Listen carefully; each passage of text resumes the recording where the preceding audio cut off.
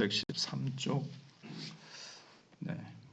1장 오늘 1절로 6절 다시 1절로 돌아가서 좀 자세히 살펴보겠습니다. 1장 1절로 6절 합독하겠습니다. 다리오 왕 제2년 8째 달에 여호와의 말씀이 이또의 손자 베레기야의 아들 선지자 스가랴에게 임하니라. 이르시되 여호와가 너희의 조상들에게 심히 진노하였느니라. 그러므로 너는 그들에게 말하기를 만군의 여호와께서 이처럼 이르시되 너희는 내게로 돌아오라. 만군의 여호와의 말이니라. 그리하면 내가 너희에게로 돌아가리라. 만군의 여호와의 말이니라. 너희 조상들을 본받지 말라. 옛적 선지자들이 그들에게 외쳐 이르되 만군의 여호와께서 이같이 말씀하시기를 너희가 악한 길, 악한 행위를 떠나서 돌아오라 하셨으나 그들이 듣지 아니하고 내게 귀를 기울이지 아니하였느니라. 여호와의 말이니라. 너희 조상들이 어디 있느냐? 또 선지자들이 영원히 살겠느냐? 내가 나의 종 선지자들에게 명령한 내 말과 내 법도들이 어찌 너희 조상들에게 임하지 아니하였느냐? 그러므로 그들이 돌이켜 이르기를 만군의 여호와께서 우리 길대로 우리의 행위대로 우리에게 행하시려고 뜻하신 것을 우리에게 행하셨도다 하였느니라. 아멘. 스가랴서는 어둠 속을 헤매면서 이제나 저제나 하나님의 구원의 빛이 임하지 않을까 하는 기대를 안고 살다가 지쳐버린 이스라엘 백성에게 임한 하나님의 말씀입니다. 그때는 이스라엘 백성들이 바벨론에 포로 잡혀갔다가 일부는 남아있고 일부는 본국으로 돌아와서 예루살렘으로 돌아와서 이제 성전을 건축하다가 중단됐다가 다시 또 지었다가 막 이렇게 되는 참 그런 시대였고 메시아의 시대가 곧 도래할래나 뭐 이런 기대감에서 너무 힘드니까 기대감에서 메시아가 오실 것을 기대하는데 기다려도 오시지 않는 상황 속에서 참 절망하고 있을 때 스가랴가 하나님의 말씀을 전하는 그런 시대적 배경을 가지고 있습니다. 하나님께서는 스가랴 선지자를 통해서 하나님께서 70년 동안 바벨론에 포로 잡혀가 있었잖아요. 그 기간에 하나님이 침묵하시는 것 같았습니다. 이스라엘 백성들은 왜 하나님 침묵하십니까? 왜 우리에게 무관심하십니까? 했는데 스가랴를 통해서 침묵한 게 아니고 가장 적당한 때를 하나님께서 기다리신 것이다. 그리고 머지않아서 서광의 빛을 너희들의 발길에 비출 것이다. 이렇게 선언하시는 겁니다. 그래서 오늘 본문이 여호와께 돌아오라는 것이 이제 큰 주제입니다. 그리고 스가랴서 전체의 핵심이 여호와께 돌아오라 하는 겁니다. 1절에서 6절 말씀이 이제 전체 1장부터 6장까지의 서론이 되기도 하고 스가랴서 전체에 대한 서론이 되기도 합니다. 먼저는 2절에서 자신의 백성에게 분노하신 하나님이 나오죠. 여호와가 너의 조상들에게 심히 진노하였느니라. 그러면서 3절에 그러므로 너는 그들에게 말하기를 만군의 여호와께서 이처럼 이르시되 너희는 내게로 돌아오라는 겁니다. 만군의 여호와의 말이니라. 그리하면 내가 너희에게로 돌아가리라. 만군의 여호와의 말이니라. 너희 조상들을 본받지 말라. 옛적 선지자들이 그들에게 외쳐 이르되 만군의 여호와께서 이같이 말씀하시기를 너희가 악한 길 악한 행위를 떠나서 돌아오라. 계속 돌아오라 그러죠. 하셨으나 그들이 듣지 아니하고 그 위에 선조들 열조들이 듣지 아니하고 내게 귀를 기울이지 아니하였느니라. 여호와의 말이니라. 너희 조상들이 어디 있느냐? 또 선지자들이 영원히 살겠느냐? 그 조상들이 어디 있느냐? 이 말은 지금 예루살렘이 70년 동안 폐허가 돼 있었거든요. 다 끌려가고 없어지고 그래 불순종했더니 결과가 어떻게 됐느냐? 예루살렘이 번성했느냐? 폐허가 됐지 않느냐? 이제 이런 뜻입니다. 그래서 이제 6절에서 백성의 회개와 돌이킴이 나옵니다. 그런데 감사하고 놀랍게도 스가랴 선지자가 외쳤을 때 돌이킵니다. 그때 그래서 6절에 내가 나의 종 선지자들에게 명령한 내 말과 내 법도들이 어찌 너희 조상들에게 임하지 아니했느냐. 돌아오지 않으면 심판한다 그랬는데 바로 임하지 않았느냐. 돌아오면 살 것이고 돌아오지 않으면 심판받는다 그랬는데 그 말대로 됐지 않았느냐. 그러므로 그들이 돌이켜 이르기를, 그때 이 스가랴 시대에 돌이켰습니다. 그들이 돌이켜 이르기를 만군의 여호와께서 우리 길대로 우리 행위대로 우리에게 행하시려고 뜻하신 것을 우리에게 행하셨도다. 하나님이 말씀하신 대로 그렇게 그대로 임하였습니다. 그렇게 이제 고백하고 있습니다. 그래서 스가랴는 백성들에게 여호와께 돌아오라 그랬고, 스가랴의 메시지를 듣고 그 시대의 사람들은 돌아왔습니다. 그렇게 이제 6절이 말씀하고 있고, 이또의 손자이자 베레기야의 아들인 스가랴가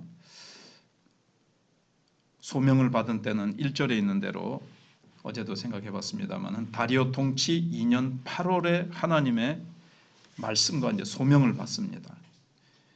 다리오 2년은 예수님 오시기 전 주전 520년경입니다. 이때는 이제 다리오 1세가 페르시아 제국을 통치하기 이제 시작한 것은 그 한 해 전에 스가랴가 소명을 받기 바로 한 해 전에 521년입니다. 근데 페르시아 제국이 잠깐 막 이렇게 혼란이 옵니다. 다른 여러 자기 페르시아가 정복했던 국가들이 반역을 일으키고 막 소요를 일으키는 바람에 혼란이 오거든요. 그러니까는 이스라엘 백성들은 어떻게 생각했는가 하면 메시아의 시대가 오기 전에 하나님께서 열국을 다 이렇게 심판하신다 그랬는데 그 시대인가? 이렇게 잠깐 기대를 가졌었습니다. 그런데 페르시아 제국은 곧 반역을 일으키고 소요를 일으켰던 그 주변에 있는 민족과 소수민족들을 딱 제압을 하고 평정을 다시 찾습니다. 그러니까 유다 백성들은 어떻게 했습니까? 아니구나. 우리는 메시아가 오시기 직전에 열국을, 자기들을 괴롭혔던 열국을 복수하시고 심판하시고 이제 메시아의 시대가 곧 올 줄 알았는데 오지 않는 거예요. 그래서 메시아가 오신다는 이 약속은 참 비현실적이라고 이제 생각을 하면서 막 절망을 하고 있었습니다. 그때 스가랴가 이제 다시 그러면서 이제 지금은 아닌가 보다. 좀 더 잠잠히 하나님을 기다리자. 그러면서 다른 때를 이제 기다려야 했던 겁니다. 근데 돌아와가지고 성전을 지어놓고 20년이 지나도 메시아가 오실 기미가 안 보이는 거예요. 그러니까 막 절망하고 그들이 지쳐서 막 힘이 다 빠져 있는 그럴 때 하나님 이제 스가랴 선지자를 보내셔가지고 용기를 주시고 이제 다시 서광의 빛이 되는 말씀을 주시는 거예요. 시간이 사랑의 가장 훌륭한 테스트라는 말이 있습니다. 근데 믿음에 대한 가장 훌륭한 테스트도 바로 시간입니다. 하나님의 때를 기다릴 줄 아는, 우리가 생각하는데 기다리는데 하나님의 약속하신 것이 이루어지지 않을 때 절망하고 회의를 가지고 아닌가 보다, 그리고 하나님은 나에 대해서 관심이 없는 모양이다, 이렇게 하는 것이면 이제 믿음이 이제 그게 이제 부족해서 그런 거죠. 믿음이 충만하면 하나님의 때가 반드시 온다, 하나님의 약속은 반드시 이루어진다 그러면서 충분히 기다릴 수 있습니다. 약속을 믿고 의지할 수 있습니다. 그게 가장 고귀하고 놀라운 믿음입니다. 기다릴 줄 아는 것. 아무리 시간이 가도 하나님은 반드시 잊어버리신 것이 아니고, 하나님은 신실하지 않으신 것이 아니고 반드시 이루신다.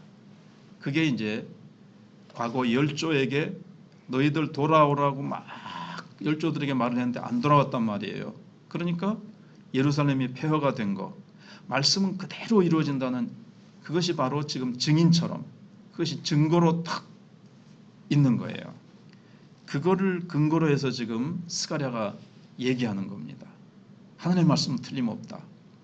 그러면서 과거에 선지자들이 말한 대로 된 것처럼 내가 지금 전하는 말씀도 틀림없는 말이다.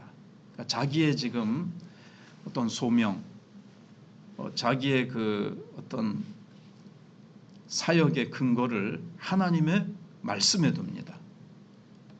뭐 신학교 졸업장이라든가 뭐 인간적인 여러 가지 그런 것들을 제시하지 않고 오직 하나님의 말씀 위에서 내가 하나님의 말씀, 영원히 사라지지 않는 하나님의 말씀을 내가 전하는 것에서 자기가 선지자로 부름받았고 자기가 하는 사역의 그 귀중성, 그 가치를 지금 딱 얘기를 하고 있습니다.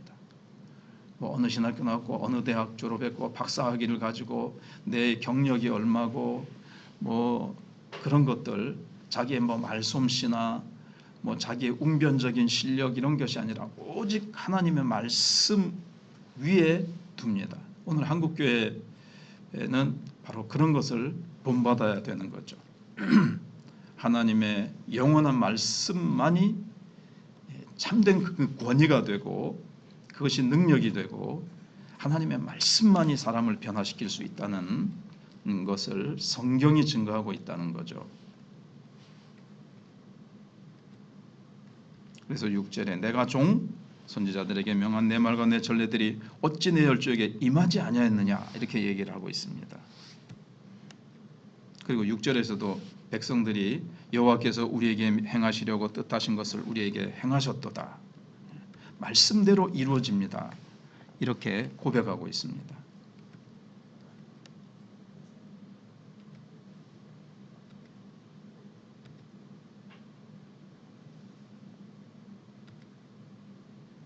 그런데 이제 예루살렘으로 돌아온 백성들에게 경고하는 게 뭡니까?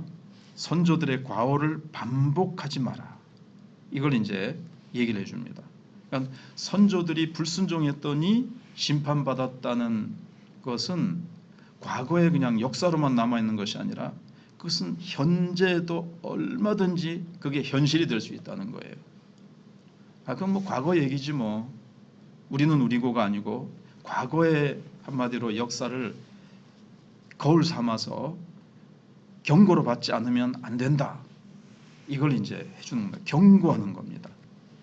왜 내가 과거의 일을 끄집어내겠느냐?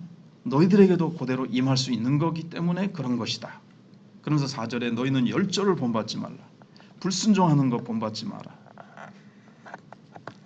근데 우리는 역사에서 배울 것 같지만 유명한 역사학자들이 그런 말을 했고 실제로 역사에서 배워야 되는데 인간은 미련하게도 배우지 못한다는 겁니다. 우리나라도 그렇고 세계 다른 나라들도 그러니까 다 모든 열국들이 일어섰다가 망하고 일어섰다 망하고 일어섰다 망하고 그렇죠. 위에 있는 다른 강성했던 나라들이 다 타락하고 악하게 하고 그래서 다 멸망했는데 우리는 안 그래야지 그러면서 나중에 다 또 갔던 길을 또 반복합니다. 역사에서 배우지 못한다는 거예요. 그리고 우리는 여기서 하나님의 때를 기다리지 못해서 초조해하지 말고 하나님의 때를 기다릴 줄 아는, 그러니까는 하나님의 뜻을 분별하는 것도 중요하지만 더 중요한 것은 하나님의 때를 기다릴 줄 아는 것이 더 중요하다는 것을 이제 스가랴서는 우리에게 가르쳐주고 있습니다. 그리고 이제 마지막으로 우리가 여기서 말씀하고 있는 것 중에 하나는 성전을 짓는 것도 중요하지만 그들은 지금 이제 성전을 학계 시대하고 같은 시대라 그랬잖아요. 스가랴가 성전을 지어놓은 것도 중요하지만 내면이 더 중요하다는 겁니다. 성전은 뻔듯하게 지어놨는데 그들의 내면, 그게 이제 주일날 생각해봤던 성전 청결 사건하고 관계가 됩니다. 그 이제 성전 지어놓고 그건 이제 헤로드 왕이 이제 막 손을 봐가지고 이제 더 멋지게 지어놨긴 했는데 그들의 내면은 어떻게 됐습니까? 나중에 점점 타락하고 돈에 대한 욕심과 이권에 대한 욕심으로 가득 찼지요.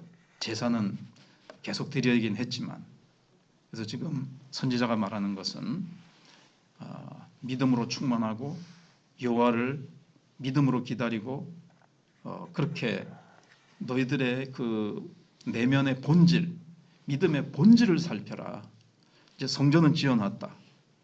너희들 하나님의 때가 안 온다고 지금 막 힘들어하고 있는데 이 시간이 무슨 시간이냐? 너희들의 내면을 충실하게 이렇게 채우는 것, 그게 중요하다고 얘기를 하고 있습니다. 하나님이 성전 멋지게 지었다고 우리의 외모가 뭐 형식적으로 뭐 어떤 거 잘했다고 하나님이 외적인 것 보고 기뻐하시겠느냐? 너희들의 중심과 내면을 하나님이 기뻐하시는 것들로 채워라. 이것이 지금 스가랴서에서 말씀하고 있는 것입니다.